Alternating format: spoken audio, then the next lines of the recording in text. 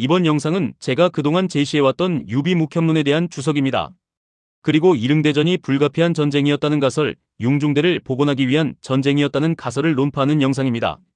또한 이릉대전이 감정적 광폭화로 이루어진 비이성적, 비합리적 전쟁이라는 시각 또한 재검토해보는 영상이기도 합니다. 우선 저는 지난 영상들에서 유비 집단을 묵가적 사상에 기반한 임협 집단, 즉 묵협이라고 해설해왔습니다. 그리고 이 부분에서 이견을 제시하는 시청자분들이 여러 계셨습니다. 묵가는 전국시대 이후로 가파르게 사라졌는데 어떻게 유비와 연관이 있을 수 있느냐는 의문이었죠. 그래서 일종의 확장된 답변을 이 영상에서 제시해보려 합니다. 먼저 묵가는 진시황 시대를 기점으로 소멸해버린 것은 맞습니다. 원인은 두 가지입니다. 첫째는 창시자인 묵자를 대체할 수 있는 사상적 후계자가 나오지 못했기 때문입니다. 유가는 공자 사후에도 맹자와 순자 등이 나타나 이를 계승했고, 도가도 노자 이후 장자와 열자 등이 나타나 이를 계승했죠. 이들은 사상적 차이는 있었으나 선대의 철학과 큰 줄기를 공유하고 있었기 때문에 선대의 철학들이 소멸하지 않고 장기적인 영향력을 유지할 수 있었습니다. 하지만 묵가는 그러지 못했던 거죠. 선구자의 영향력이 클수록 그가 사라졌을 때의 빈자리를 대체할 수 있는 계승자의 존재는 필수적인데 이를 갖추지 못했으니까요. 그리고 둘째는 진시황의 탄압입니다. 학계에선 묵가가 진시황을 도와주다가 토사구팽을 당했다는 설도 있고, 그냥 상극에 가까운 사상적 차이 때문에 탄압을 받았다는 설도 있는데, 어쨌든 묵가는 진시황 시기를 기점으로 그 명맥이 끊깁니다. 묵자를 대체할 수 있는 후계자의 부재와 더불어 강력한 외부적 물리력이 개입한 탓이었죠. 그래서 이렇게 진시황 시기를 기점으로 멸망해버린 묵가가 어떻게 400년 후에 등장한 유비와 연관이 있을 수 있느냐? 이게 의문의 핵심일 거예요. 후하는 이미 유교가 사회 전반을 장악하고 있는 시대였는데 어찌 유비 집단이 묵가적 사상을 간직할 수 있겠느냐는 지적인 거죠. 하지만 이 부분은 같은 사회라고 해서 모든 집단이 동일한 관념을 지니고 있을 것이라는 시각을 재검토할 필요가 있습니다. 철학자 페르디낭 드 소시르가 정립한 랑그와 파롤이라는 개념으로 설명해 드릴게요. 랑그는 사회적으로 성립되어 있는 언어체계이며 파롤은 그 체계 위에서 이루어지는 개별적이고 구체적인 발화 행위들입니다. 쉽게 말해 랑그는 룰, 파롤은 경기인 거죠. 예를 들어 축구는 모든 경기들의 내용이 다 다르지만 룰은 거의 모든 경기들에 동일하게 적용되어 있습니다. 그래서 이 룰을 벗어나는 방식의 경기는 할 수가 없어요. 모 선수를 12명을 투입하겠다 이런 건 아예 불가능하잖아요. 즉 소시르에 따르면 개인은 자유롭게 말한다고 느끼는 순간에도 이미 주어진 랑그의 규칙과 체계 안에서만 사고하고 말할 수 있다는 겁니다. 아이히만이 왜 600만 명을 학살하면서도 이게 잘못되었다는 생각을 전혀 못했겠습니까? 나치즘이라는 랑그 안에 갇혀 있었기 때문입니다. 나치즘이라는 랑그, 나치즘이라는 룰에 따르면 이렇게 행동하는 게 지극히 올바르고 정당한 행위였기 때문입니다. 이렇듯 랑그는 단순한 룰을 넘어 인간의 사고 능력 자체를 구속시키는 강력한 강제력을 지니고 있습니다. 군대가 대표적이죠. 사회에서 봤으면 전혀 이해할 수 없는 말도 안 되는 부조리들이 왜 군대 안에서는 당연한 것으로 여겨지겠습니까? 그 폐쇄적 구조 안에서 오랜 기간 존속해오던 랑그는 개인의 힘으로는 어찌할 수가 없기 때문입니다. 정부 단위에서 이를 제재하려고 해도 암암리에 진행되어 오던 세부적 랑그들까지 뿌리 뽑는 것은 불가능에 가깝습니다. 그렇다면 다시 묵가의 사례를 보죠. 묵가가 전국시대 당시 민중에게 가장 인기 있는 학파였고 이에 따라 협 조직의 사상적 기원은 묵가에 그 뿌리를 두었습니다. 상인들 보호하고 보호세 걷는 주먹패 집단 혹은 자기 동네 지키는 자경단 같은 하층민들의 상호부조 조직들의 원류가 묵가라는 겁니다. 원류인 묵가부터가 사상가 집단인 동시에 군사 집단이기도 했죠. 지도자인 묵자는 당대 최고의 수성전 스페셜리스트였고요. 어쨌건 중요한 점은 하층민들이 형성하고 있는 임협 집단들 사이에 뿌리를 내린 최초의 랑그는 묵가였다는 겁니다. 나치즘 같은 극단적인 랑그라고 해도 이것이 해체되는 것은 거의 불가능에 가깝다는 것을 아실 겁니다. 하물며 사대부 계층, 호족 계층, 하층민 계층이 죄다 따로 노는 고대 중국이야 말할 것도 없죠. 각자 자기들 안에 뿌리 내린 랑그대로 살아갈 뿐이었습니다. 유교가 동중서 이래로 중국 사회에 뿌리를 내렸다고 하지만 이 역시 사회 지배계층 사이에서나 자리 잡은 하나의 랑그일 뿐입니다. 일자무식인 하층민들 사이에선 전혀 그렇지 않았습니다. 특히나 폐쇄적 조직 구조를 가진 임협 집단들은 더더욱 그러하죠. 진시황 시기를 기점으로 사상가 집단으로서의 묵가는 멸망해버렸지만 이미 하층민 임협 집단들 사이에 랑그를 뿌리내린 것에 성공한 묵협의 영향력은 그렇게 쉽게 사라질 수 없었습니다. 실제로 후기 묵가는 도가의 일부 흡수되기도 하고 묵자가 도교의 신선으로 받아들여지기도 하는 등 본체로서의 영향력은 상실했지만 도가의 틈바구니에 끼어가며 그 잔재들은 어렵사리 지켜내는 것에 성공했습니다. 그래서 전한 시기까지는 임협 집단들 사이에서 묵가의 잔재가 비교적 뚜렷하게 보이기도 했죠. 물론 동중서가 유교를 국교화시키면서 다른 사상들이 설 자리는 더더욱 줄어들었지만 그럼에도 태평도나 오두미도의 사례에서 알 수 있듯이 각자의 영향권 내에서 폐쇄적인 랑그를 형성하고 있는 집단들은 유가와 괴리된 자신들만의 사상을 간직하는 경우가 후한까지도 이루어지고 있었죠. 물론 도가와 달리 사상가 집단으로서의 정체성을 상실한 묵가는 이 정도로 사상적 무게감을 유지할 수는 없었죠. 하지만 주목해야 하는 것은 이 지점입니다. 사상적 무게감은 소멸해버렸지만 그들이 태초에 임협 집단들 사이에 뿌리내려 놓았던 랑그들은 그게 정확히 무슨 사상인지도 모르는 하층민 임협 깡패들이 여전히 사용하고 있었을 가능성이 매우 높다는 겁니다. 그리고 이에 대한 완벽한 증명이 바로 유비인 거고요. 유비는 후한 시기에서 발굴된 사실상 최후의 묵협이며 모든 행동 원리가 묵가적으로 해석될 수 있는 유일한 임협입니다. 다만 정말로 묵가적 사상을 지닌 클래식 묵협이 아니라 사상가 집단으로서의 정체성이 소멸하고 정신적 지주 없이 오랜 기간 탄압받고 변질되고 왜곡된 버전의 묵가적 랑그에 익숙한 임협이었다는 겁니다. 그렇기에 저 역시 유비가 절대로 묵가의 사상을 가슴에 품고 살아갔던 사상가라고 전혀 생각하지 않습니다. 후한 시기의 임협들이 모두 묵협이라고 하는 것 또한 아닙니다. 단지 유비가 보여준 파롤들이 묵가적 랑그와 완벽에 가까울 정도로 일치하다는 분석인 것이죠.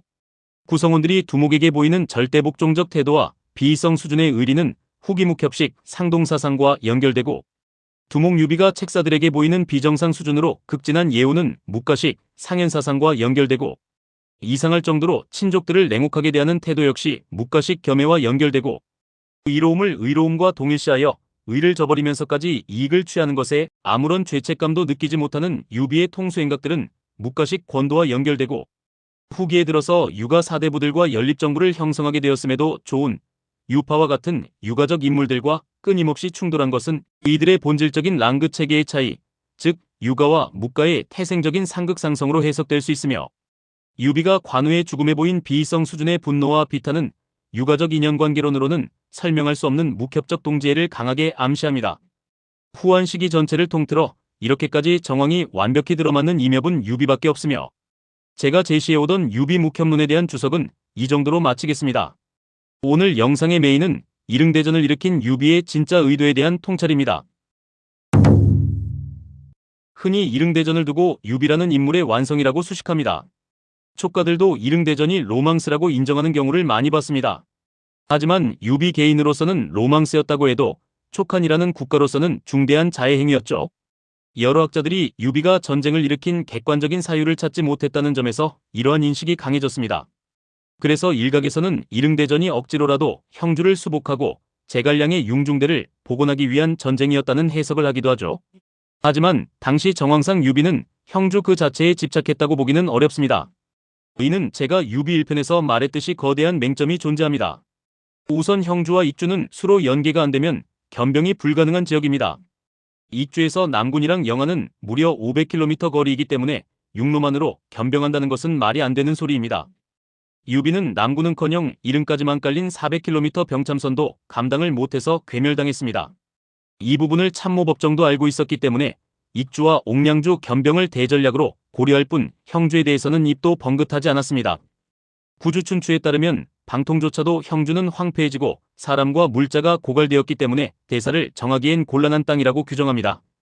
유비의 군사작전을 담당했던 두 참모가 모두 형주를 더 이상 유의미한 대전략의 대상으로 여기지 않았다는 겁니다. 이 부분을 익주와 형주에서 산 세월이 10년이 넘는 유비가 몰랐다고 볼 수는 없죠. 최소한 수로를 통한 겸병은 가능하도록 배라도 많이 만들고 갔으면 모르겠는데 그냥 육로로 탁돌만 했습니다. 즉 이릉대전은 형주 수복과 융중대 복원을 위한 전략적 판단에 의거한 전쟁이라고 볼 수 없다는 겁니다. 제갈량의 융중대는 한 번도 익주에 가본 적이 없었던 시절의 제갈량이 현실적이고 지리적인 고려를 충분히 하지 못하고 추상적으로만 잡아본 전략에 불과합니다. 그리고 이릉이 정말로 융중대 복원 전쟁이었다면 전략 최초 위반자인 제갈량이 적극적으로 찬동을 하거나 최소한 이 전쟁의 당위성을 간접적으로라도 설파했어야 합니다. 하지만 제갈량은 찬성도 반대도 하지 않고 침묵을 지켰습니다. 융중대 복원을 위해서 이릉대전은 전략적으로 불가피한 선택이었다는 것이 이 시각의 핵심인데, 융중대가 그 정도의 무게감이나 중요성을 지닌 전략이 아니었음을 다름 아닌 전략 최초 위반자인 제갈량이 증명한 겁니다. 자기 패밀리만큼은 웬만해선 절대 해하지 않은 유비가 옥무는 죽이고 비신은 좌천시키고 진밀은 하옥시키는 폭주 상태였습니다. 그 정도로 유비는 전쟁에 대한 집착이 광기에 가까울 정도로 확고했습니다. 이 상황에서 제갈량이 힘을 보태주면 유비는 전쟁의 당위성을 더 견고하게 만들 수 있었겠죠. 하지만 제갈량은 유비에게 힘을 보태주지 않습니다. 그렇다고 가로막지도 않았습니다. 제갈량 입장에선 선택지가 없었기 때문입니다. 전략적 자살에 가까운 비이성적 전쟁을 찬성할 수도 없고, 자신의 신변 위험이나 제갈근과의 내통 의심을 불러올 수 있었기에 반대할 수도 없었죠. 여기서 우리는 당시 유비를 속박하고 있던 랑그가 대단히 위험하게 비틀린 상태였다는 것을 알 수 있습니다.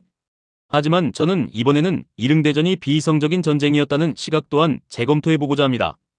유비는 관우 사망 직후 바로 급발진을 한 것이 아니라 2년에 가까운 기간 동안 빌드업을 진행했기 때문에 당시 유비가 지니고 있던 랑그가 마냥 감정적 광폭화 100%라고만 보는 것은 편의적인 생각이 아닌가 싶은 겁니다.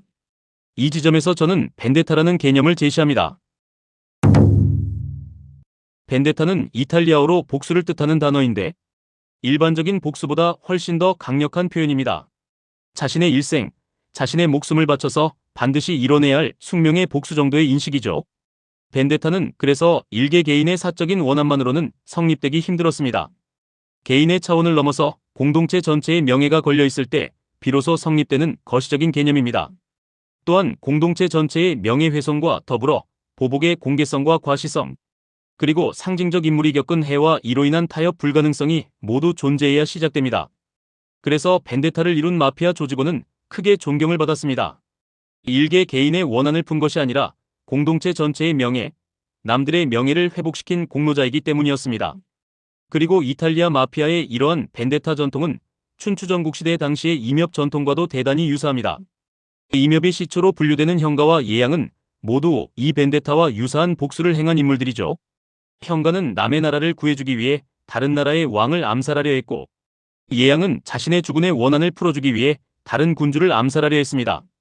이들은 공통적으로 자신과 별 원한이 없음에도 남을 위해 복수를 행한 존재들입니다.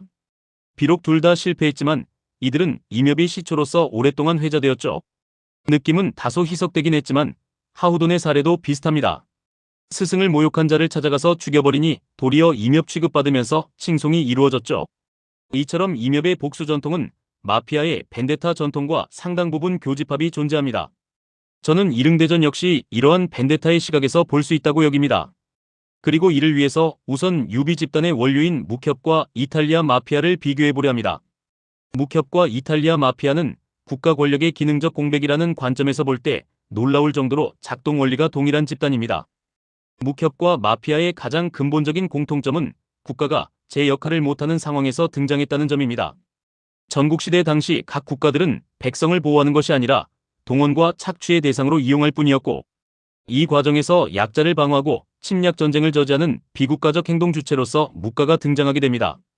이탈리아의 시칠리아 마피아 역시 근대 이전 국가 행정력이 미치지 못하던 지역에서 발생한 것이 기원이었고, 이들은 사법과 치안이 사실상 공백인 상태에서 분쟁 중재와 보호 제공을 명분으로 등장하기 시작했습니다.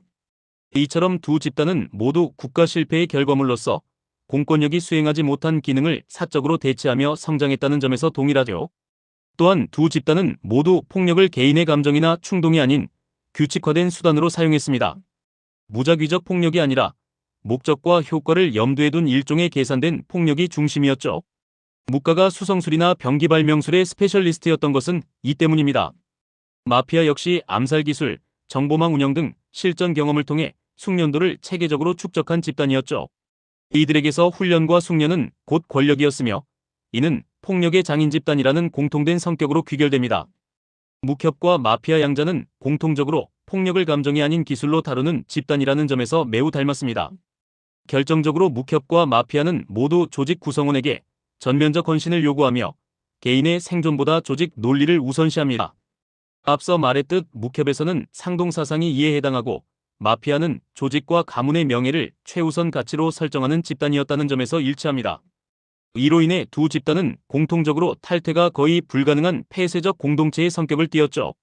그리고 가장 결정적으로 묵협과 마피아는 모두 국가와 괴리된 자신들만의 랑그를 지니고 있었습니다. 묵협은 앞에서 말한 바와 같고 마피아 역시 국가법보다 조직의 명예규범을 우위에 둔 집단이었죠. 즉 이들은 공통적으로 정의의 사유화라는 구조적 특성을 공유합니다. 이 시각을 그대로 이릉대전 당시 유비에게 대입해봅시다. 관우의 죽음은 단순한 장수의 전사가 아니라 두목의 친족이 살해당한 사건입니다. 이 지점에서 유비 집단에서 벤데타가 성립될 수 있는 4가지 요소를 살펴보겠습니다. 첫째로 통수를 막고 하나의 주를 상실했습니다. 여기서 공동체 전체의 명예훼손이 발생했죠. 둘째로 두목의 친족인 관우가 죽음으로써 상징적 인물이 해를 입었다는 요건도 충족했습니다. 셋째로 유비는 대규모 원정을 일으켰죠. 여기서 보복의 공개성이 충족됩니다. 마지막으로 유비는 손호의 화친 제안을 거부하며 닥도를 반복합니다. 여기서 타협이 불가성까지 충족됩니다. 벤데타의 핵심은 사적 분노의 분출이 아니라 공동체가 승인한 복수입니다. 벤데타는 갚지 않으면 공동체가 무너진다고 믿는 규범적 폭력으로 귀결됩니다. 그래서 벤데타 전쟁들은 이길 수 있는가에 대한 가능성 판단보다 이루어야 하는가에 대한 당위성 판단이 앞섭니다. 유비는 전략적 이점도 전무했고 병참도 취약했으며 연립정부를 구성하고 있는 유가 집단의 반대에도 부딪혔습니다. 하지만 이 모든 걸 알면서도 출정했죠. 전략의 무지가 아니라 윤리규범의 강제였던 겁니다. 이 부분이 바로 유비가 그 누구보다도 감정적 광폭화를 겪은 상태였음에도 곧바로 급발진하지 않고 2년 동안 빌드업을 진행한 이유라고 봅니다. 계산된 방식으로 잔혹한 폭력을 집행하는 집단 행동 원리는 마피아와 유사하고 이성적 방법으로 감성적 보복을 충족하려는 방법은 벤데타와 유사합니다. 그리고 이를 간파했던 존재는 오직 유비와 마찬가지로 젊은 시절 이묘부로서 살아갔던 유엽뿐이었습니다. 유비의 랑그를 알고 있었던 유엽만이 이릉대전이 유비의 벤데타였음을 파악했을 뿐 당시 유가적 랑그를 공유하고 있던 수많은 사대부와 유력자들은 유비의 행동 원리를 이해하지 못했던 거죠. 콘실리엘이었던 제갈량은 묵협적 랑그와 유가적 랑그가 충돌한 탓에 어느 한쪽 편을 들지 못했던 것이고 유가적 랑그에 그 누구보다도 충실했던 유장조오는 유비와 정면으로 충돌했던 겁니다. 그렇기에 이릉대전에 대한 해석이 갈리는 것은 어찌 보면 필연이라고 봅니다. 충동적이라기엔 치밀했고 계획적이라기엔 허술했습니다. 전략적 이점이 전무했음에도 긴 빌드업과 계산된 행동 원리를 보여주었습니다. 그리고 이미 국가 공동체에까지 도달한 몸이었음에도 협의 행동 원리를 버릴 수 없었던 한 묵협두목의 태생적 딜레마이기도 했죠. 이릉대전은 국가 단위로서는 더 이상 감당할 수 없는 협의 랑그 체계를 적용한 탓에 실패한 전쟁이라고도 볼 수 있습니다. 다만 유비에겐 자신의 랑그를 유가에게 설명할 여력이 없었을 따름입니다.